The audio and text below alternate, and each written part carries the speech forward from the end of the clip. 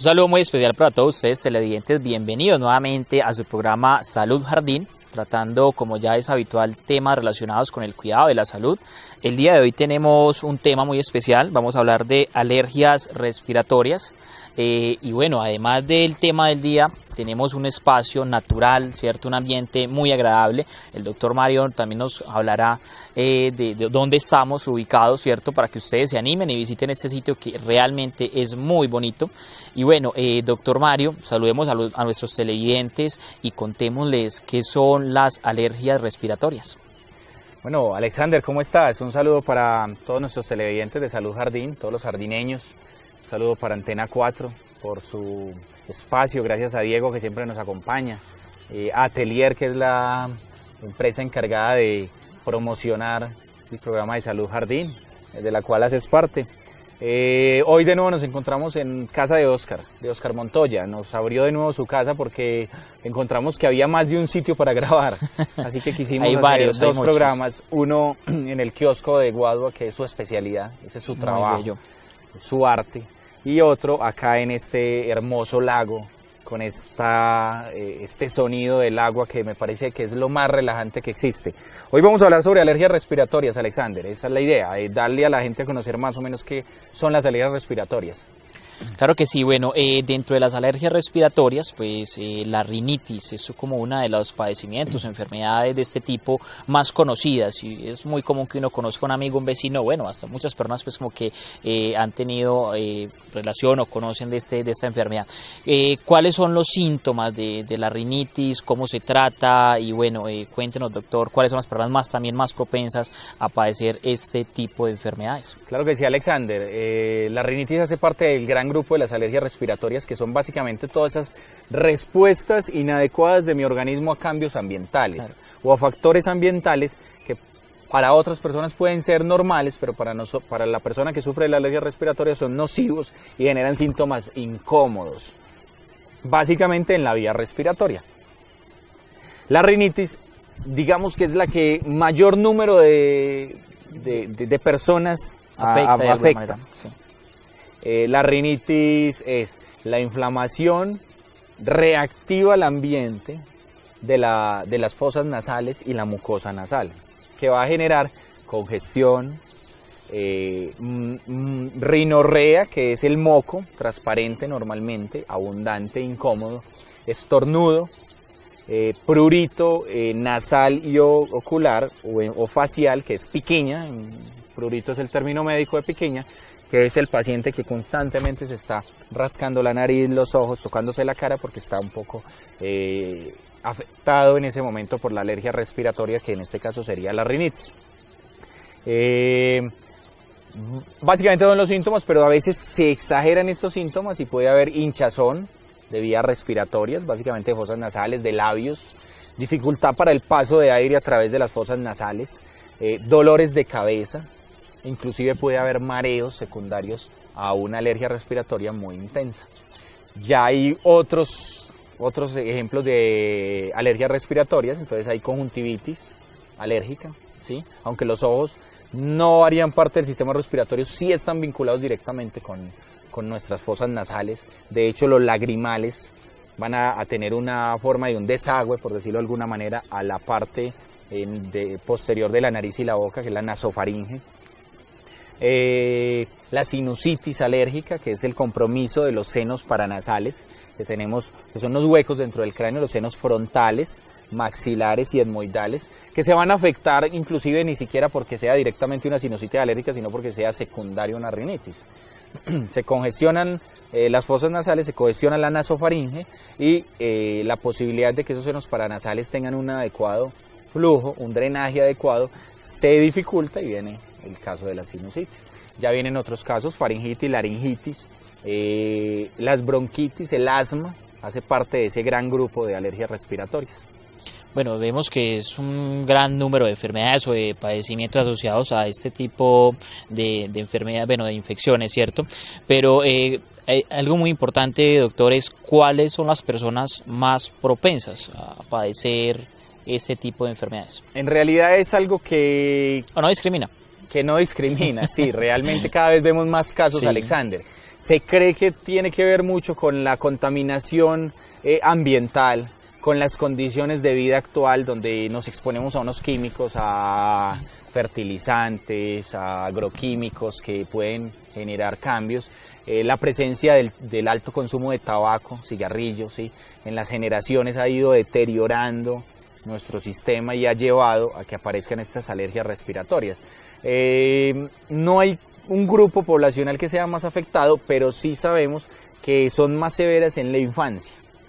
Son un poco más severas en la infancia y en la medida en que el paciente va ganando años, van apareciendo los cambios hormonales, algunas de estas alergias se atenúan tanto como para desaparecer o pasar desapercibidas durante años inclusive. Por ejemplo, el caso del asma, que ahí quiero tumbar un mito urbano o un mito de los pueblos, que la sangre de gurre o la sangre de gallinazo o les dan a los niños un montón de chichas, que finalmente pues no los llevan al alivio, los ponen en riesgo, porque por ejemplo puede tener contacto un paciente que consume sangre de gurre con toxoplasma, y eso sería gravísimo. No los alivia, simplemente que 7 de cada 10 asmáticos normalmente atenúan su asma con la aparición de la pubertad, con el cambio hormonal. Atenúan porque no puedo decir que desaparecen porque aún eso no se ha definido que sí desaparezca, simplemente que yo llevo 20 años sin asfixiarme, un ejemplo, pero me podría asfixiar en algún momento, puede que no me vuelva a presentar una crisis asmática en mi vida, pero casi siempre es con la pubertad que desaparece. O sea, en la medida en que el niño va creciendo, 12, 14 años, desaparece. Entonces muchas veces da la casualidad que por esos días le dio sangre de gurre y pues sí, se alivió. ¿Sería la sangre de gurre? No, pues probablemente no. O estamos seguros que no es la sangre de gurre, sino que es el efecto de la evolución hormonal o del cambio del cuerpo de ese individuo. Entonces, ¿a quiénes les va peor? A los niños, sobre todo, ¿sí? Porque estas alergias respiratorias también los hacen más sensibles a las infecciones. Entonces, al niño que sufre de asma, que sufre de rinitis, que sufre de alergia respiratoria, pues le va a dar más fácil una gripa, porque su mucosa va a estar inflamada constantemente, así que el virus va a penetrarla más fácil. Se le va a complicar más fácil o va a ser con síntomas más intensos y de mayor duración.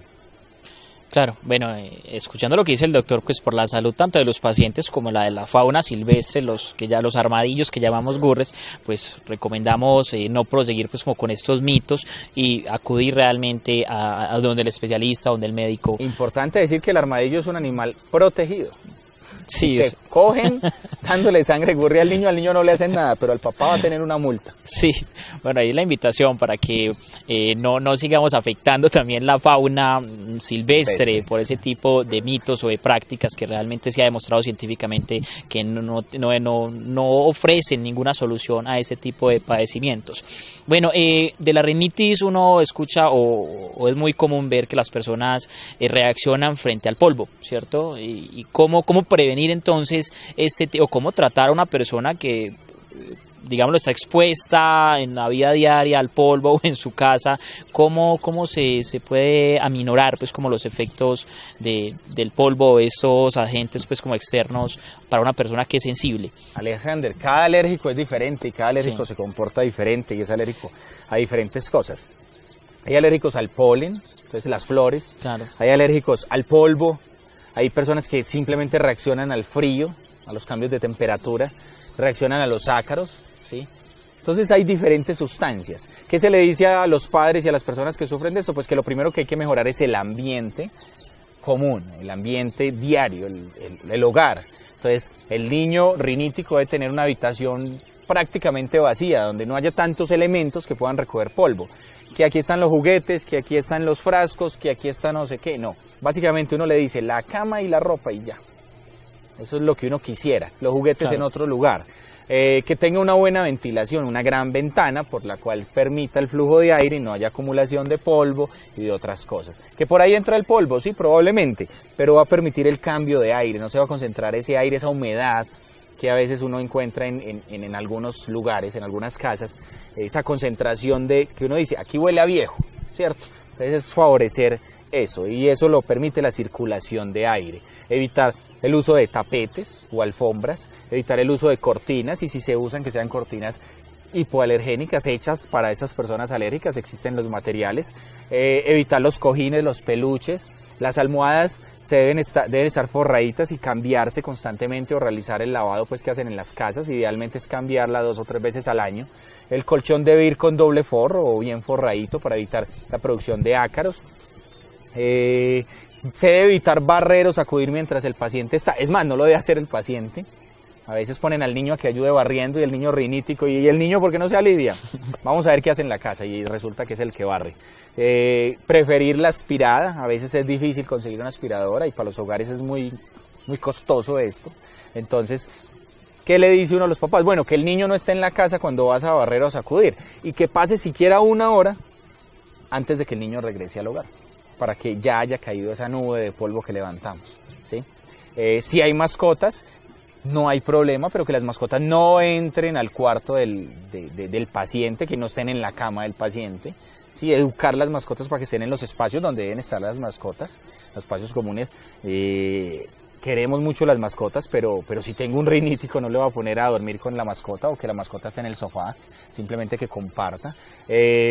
No es eliminar la mascota, no es sacar la mascota del hogar, hay forma de atenuar también la enfermedad. ¿Sí? Y ahí es donde nosotros actuamos. Hombre, tenemos el perrito y el niño resultó alérgico. Regalamos al perrito, pues qué culpa tiene el perrito que el niño sea alérgico. Y el niño quiere bastante al perrito y el perrito quiere al niño, ¿no? Entonces ayudémosle a que estén más, a que puedan convivir de una mejor manera. Entonces ahí entra el médico y ahí entra la mamá a educar al perrito, a educar al niño, y el médico va a tratar de atenuar la enfermedad. Pero considerando, doctor, que son tantos los factores de riesgo y que cada paciente pues, es alérgico a algo distinto, ¿cierto? ¿Cuál sería entonces el tratamiento? Y también es muy normal ver las personas que sufren de rinitis o que sufren de asma, esa controversia por el uso o no uso de los inhaladores, ¿cierto? Entonces, ¿cuál es el tratamiento para esas personas que padecen esas, digamos, bueno, afecciones, claro que sí. Alexander, depende de qué tipo de alergia respiratoria o de qué tipo de alergia tenga el paciente, pero básicamente es alejarlo de aquella sustancia que le genera la alergia, mejorar el ambiente, son las 2 primeras, a favorecer el desarrollo de una actividad física, ¿sí? El deporte ayuda bastante, consumir muy buena cantidad de líquidos. Entonces mire que me estoy orientando primero en lo que no tiene medicamentos. Claro. ¿Sí? Hábitos de vida. Hábitos de vida saludables, sí, tener hábitos de vida saludable. Pues si hay un fumador que deje fumar, claro, sí, es una buena razón. Y es que yo fumo y mi hijo es alérgico o mi hijo se me está enfermando mucho, pues dejo de fumar y tengo la mejor razón del mundo para dejar de fumar. Por encima de la voluntad es el amor. Disminuir los factores de riesgo para lastimosamente muchos fumadores sacan esas excusas. Claro. No, es que yo fumo afuera, es que y empiezan a sacar un montón de excusas que no se deben. Bueno, ya de en adelante pues empezamos con los medicamentos, los antihistamínicos. Los antihistamínicos disminuyen la posibilidad de reaccionar o que la reacción sea más leve. Se inicia, depende del tipo de alergia y la intensidad durante un periodo de tiempo y se observa que el paciente evolucione de manera satisfactoria. En caso de que esto no pase, pues se pasa al uso de otros medicamentos que pueden ser complementarios. En el caso de la rinitis, el inhalador nasal, que casi siempre es un esteroide suave o la dosis es suave. En caso de que no haya todavía, se adiciona, estamos adicionando, no quité el antihistamínico, seguí el antihistamínico y adicioné el inhalador, o adiciono un medicamento que es un antileucotrieno, pues casi siempre se usa el Montelukast, ¿sí? Ya pues se usarán las marcas, el pediatra te mandará la marca más costosa, de pronto yo te mando la más barata, pero sea lo mismo, ¿cierto? En el caso de los asmáticos, pues si hay una crisis hay que usar los inhaladores. Vamos a tumbar de una vez ese mito. Nadie se vuelve dependiente, como dice, no, adicto. Doctor, es que me da miedo que el niño se vuelva adicto al inhalador. No, el niño no está adicto al inhalador, el niño está asfixiado y necesita el inhalador para no asfixiarse. Es que el inhalador le da taquicardia, sí, el salbutamol normalmente aumenta el ritmo cardíaco, da un poco de taquicardia, pero le cuento, mamá, papá, da más taquicardia estar asfixiado y es peligroso, sobre todo, ¿sí? Entonces, el niño necesita el inhalador, ponga el inhalador. Si le aumenta un poco la frecuencia cardíaca, téngalo por seguro que la asfixia, o que es el término del popular, o la dificultad respiratoria, disnea, que es el término médico, va a aumentar esa frecuencia cardíaca mucho más y va a poner en peligro a su hijo o a ese paciente. Entonces hay que darle el inhalador, ¿sí? Cuando no se da, cuando no se necesita. El salbutamol es para crisis, no es para uso diario, no es para control, es el momento de las crisis. Ya habrá pacientes que por una u otra razón requieran un controlador, que puede ser el otro inhalador, que es la beclometasona. ¿Sí? Y a veces se necesitan otros inhaladores, pero ya también es el momento de crisis, el momento de procesos inflamatorios infecciosos, que sería el bromuro hipratropio, y ya hay otros pues de más modernos, de nuevas generaciones pues que van a ser más eficientes, pero no tiene sentido uno tirarse a lo más alto, ¿sí? Sin siquiera haber empezado con lo bajo, porque muchas veces la cosa más sencilla que es el antihistamínico, un ejemplo sencillo, la loratadina, es lo que te iba a solucionar el problema y estás gastándote un montón de dinero y estás arriesgando tu organismo con medicamentos muy fuertes simplemente porque dijiste quiero que sea lo mejor de lo mejor. Entonces muchos pacientes se logran controlar en el primer paso. De hecho, la mayoría de los pacientes se controlan con el antihistamínico. Hay un grupo más pequeño que no se logra controlar y necesitan el inhalador y otro grupo más pequeño que necesita el Montelukast. Va a haber grupos pequeños que necesitan un inhalador constante y otros que solo lo necesitan ocasionalmente. Entonces hagamos las cosas en su orden, paso a paso, sin afanarnos, ¿sí? Eso sí, bien asesorados por nuestro médico de confianza, y haciendo un acompañamiento familiar, ¿sí? Donde sí le ayudemos al niño, sí le ayudemos al paciente a que use bien el medicamento, que sí hayamos entendido cómo se usa el medicamento y que le ayudemos con las condiciones ambientales. Bueno, doctor, yo pienso que es posible concluir entonces hablando de alergias respiratorias, que son muchas las causas y son muy diversas, pues como los padecimientos, de manera que la recomendación yo diría que habría que compartir hoy con nuestros televidentes, invitarlos para que conozcan más de la mano de su médico, para que se asesoren de cómo tratar este tipo de enfermedades, ¿cierto? Hacerlo de la mejor manera, cómo garantizarle a esa persona que es propenso a padecer de ese tipo de enfermedades, ¿sí? Cómo puede tener una mejor calidad de vida, ¿cierto? Porque claro, estamos hablando del entorno, estamos hablando del cuidado y estamos hablando pues de tener mucho cuidado con todo lo referido a la medicación. Así que reiteramos la invitación para que siempre estén asesorados por su médico de cabecera y bueno, realmente yo pienso, doctor, que dar como una conclusión al tema y concluir, pues, valga la redundancia, el tema del día de hoy e invitar a nuestros televidentes para que nos sigan acompañando en Salud Jardín.